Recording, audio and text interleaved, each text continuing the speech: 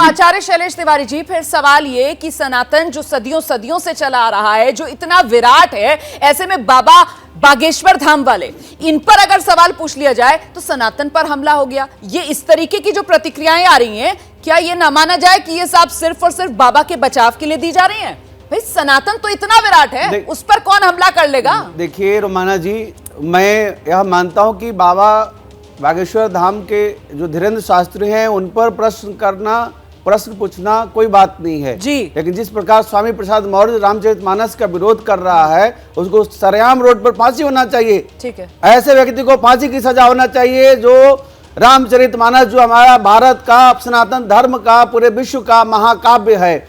इसके अलावा बिल्कुल देखिए, संविधान देश का किसी को भी किसी की धार्मिक भावनाओं को आहत करने की इजाजत नहीं देता है, और जो भी ये काम कर रहा है वो यकीनन संविधान के विरुद्ध कार्य कर रहा है। मैं आपकी भावनाओं का पूरा सम्मान करती हूं सर, लेकिन इस बीच जरा जल्दी से आपको लिए चलते हैं। आकाश नायक हमारे साथ मौजूद है। आकाश नायक जी, जिस बात का जिक्र यहां पर बाकी मेहमान भी कर रहे हैं कि साहब चमत्कार का दावा बाबा की तरफ से, विरोधी कह रहे हैं कि साहब ये कुछ नहीं है, सिर्फ कला है, ये अंधविश्वास को बढ़ावा दे रहे हैं इस तरीके की कला को चमत्कार का नाम देकर। अब जांच का विषय है, जो मुद्दा यहां पर है, अब वो जांच हो कैसे? क्या जो चैलेंज दिया गया था बागेश्वर धाम वाले बाबा को, अगर वो स्वीकार कर लेते तो ये जांच नहीं हो जाती क्या? जी, सबसे पहले तो ये सनातन का प्रश्न नहीं है। ये अगर कोई इंसान एक व्यक्ति विशेष से सवाल पूछ रहा है, उसको हक है ये जानने का कि वो क्या करते हैं, कैसे करते हैं, और कोई पर्टिकुलरली सनातन अपने आप में इतना विशाल है कि कोई उसका प्रश्न नहीं उठा सकता है। ठीक है, तो सनातन एक जीने की कला है जो बरसों से हम लोग जीते आ रहे हैं। मैं खुद उस चीज को फॉलो करता हूँ, बट मैं इन चीजों के चक्कर में नहीं पड़ता हूँ जो जिस तरह से ये सब गुमराह किया जाता है या बरगलाया जाता है। मैं इन चीजों को बिल्कुल नहीं मानता हूँ, और ना ही मैं किसी को सलाह दूंगा कि आप इसे मानिए। तो ये शिक्षा का अभाव है, इसके बारे में अवेयरनेस करनी चाहिए। विदेशों में इस चीज के कोर्स होते हैं, मेंटलिज्म के ऊपर कोर्स होते हैं, माइंड रीडिंग के ऊपर कोर्स होते हैं। उनको बताया जाता है कि कैसे आपको सामने वाले का दिमाग पढ़ना है। ठीक है, ये प्रॉपर एक फॉर्म ऑफ आर्ट है।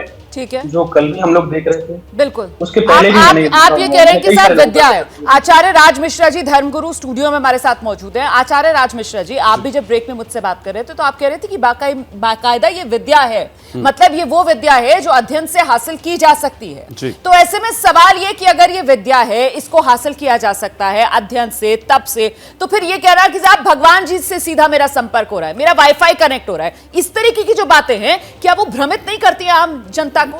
आप कहिए सीधे कि आपने अध्ययन किया है, आपने ये विद्या हासिल की है, लेकिन क्या आप आम लोगों को बेवकूफ नहीं बना रहे हैं ये कहकर कि आपका जैसे टेलीफोनिक कॉन्वर्सेशन चल रहा है, आप फोन पर बात कर रहे हैं ऊपर?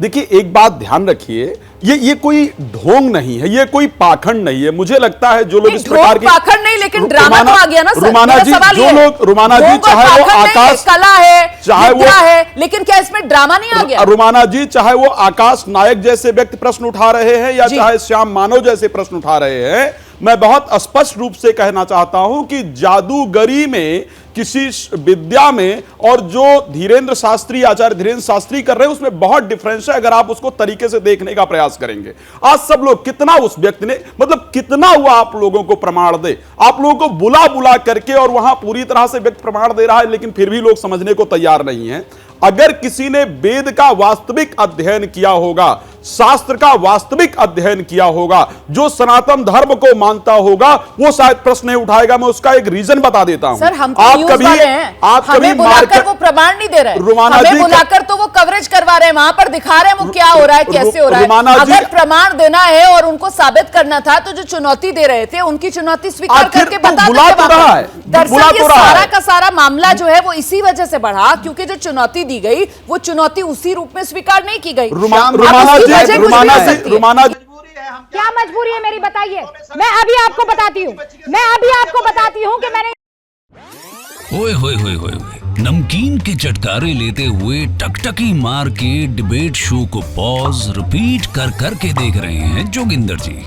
इनकी तरह आप भी देखें अपनी फेवरेट डिबेट्स को रिपीट कर, और डाउनलोड कीजिए एबीपी लाइव ऐप अपने स्मार्ट टीवी पर।